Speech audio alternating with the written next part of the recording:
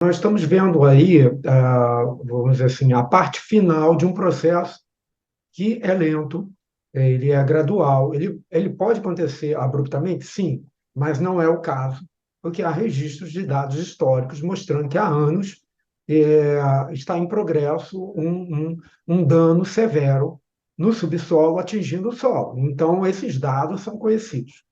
Dentro do campo da engenharia, do gerenciamento de riscos, nós entendemos que aquele que faz uma atividade, que promove uma atividade de engenharia econômica importante para a sociedade, importante para a população, que é para gerar empregos, produção, produto, ele precisa prover como parte de seu produto a segurança intrínseca para que aquele produto valha a pena. Então, nesse sentido, do ponto de vista de engenharia, ciência e tecnologia, o grande responsável para que a gente não chegasse até esse ponto seria aqueles que estão fazendo a exploração e aqueles que estão fiscalizando os que fazem a exploração.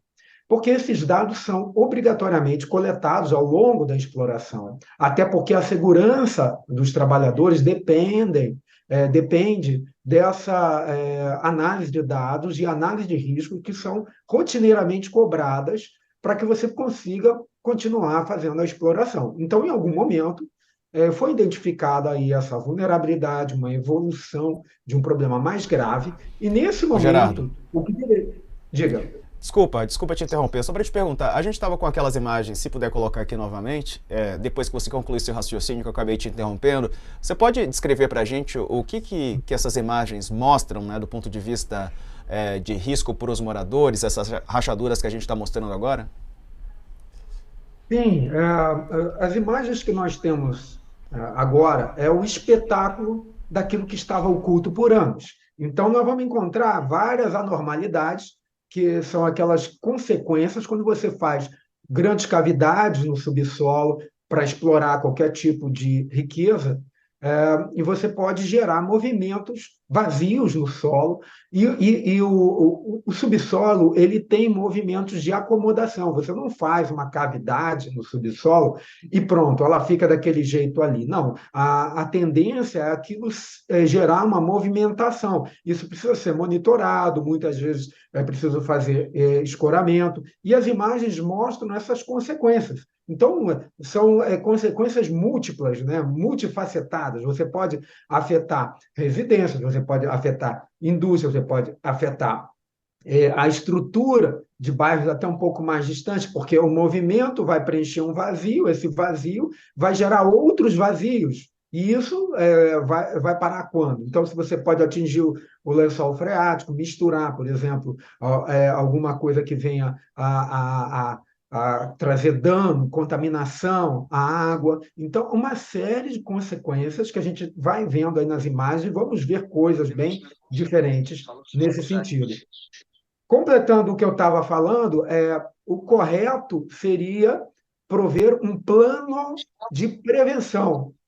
E o que está sendo apresentado é um plano de resposta à emergência, que é a evacuação. O ideal é que tivesse feito um plano de prevenção que era para alterar a ocupação do espaço urbano nessa região, indicando novas moradias, ressarcindo quem perdeu seu comércio.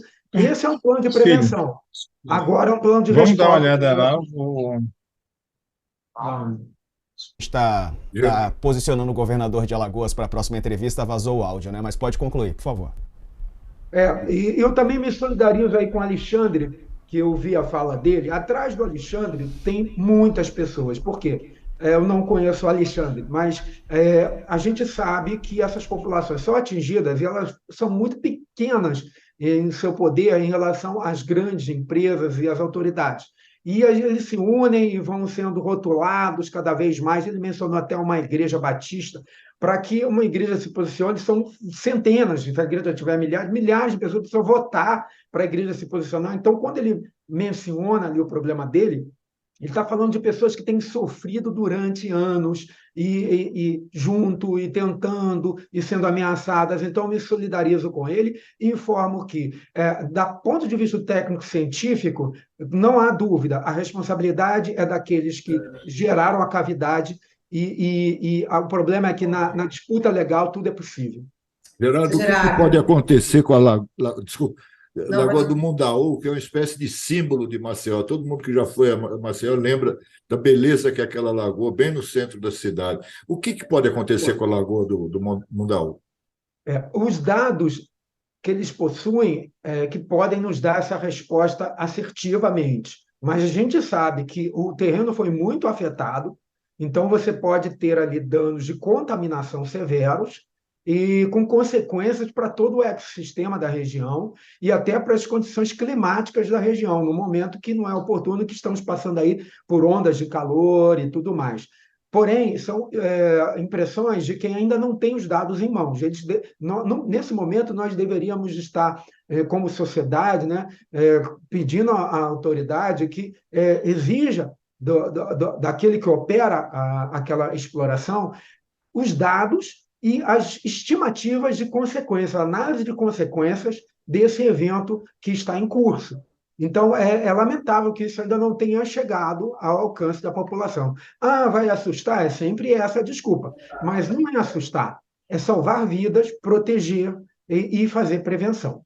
Carla? Era isso que eu ia te perguntar, Gerardo. O que você falou que o ideal era ter prevenido, né? Mas que a gente chegou num momento em que agora é o emergencial mesmo, né? Não tem outra saída, a gente tem que fazer essa questão emergencial. Mas junto nesse emergencial, dá para já projetar algo, enfim, de recuperação do que vai acontecer? Já conseguimos olhar ainda mais para frente, depois dessa iminente questão que está para acontecer aí? A gente já consegue, já é a hora de também pensar em planejamento, é isso que eu quero dizer, como é que a gente pode organizar isso? Vamos organizar.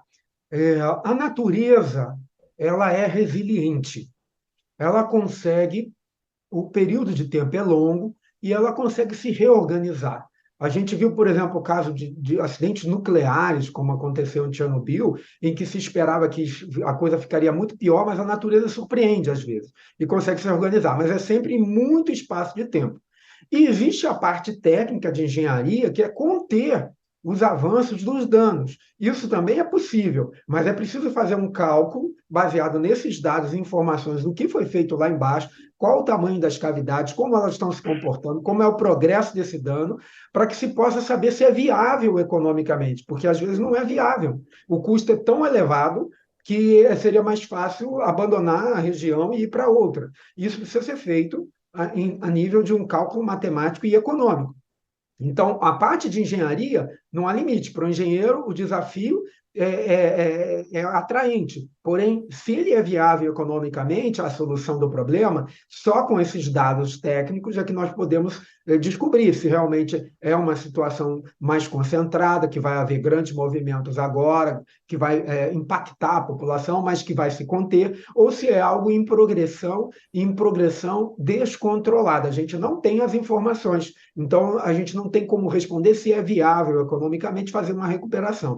Quanto à natureza, pode demorar, mas ela é muito resiliente, ela se reorganiza. Não é que ela se recupere plenamente como nós gostaríamos, mas ela se reorganiza e a gente espera que os danos não tenham sido tão severos e que, finalmente, a empresa, que é uma grande empresa, junto com as autoridades, apresentem para a sociedade não algo como se as pessoas não pudessem ver o tamanho do problema, mas com sabedoria, com uma linguagem inteligente, colocar que realmente qual é a extensão do dano que pode acontecer e preparar a população para isso. E o momento agora é de resposta à emergência.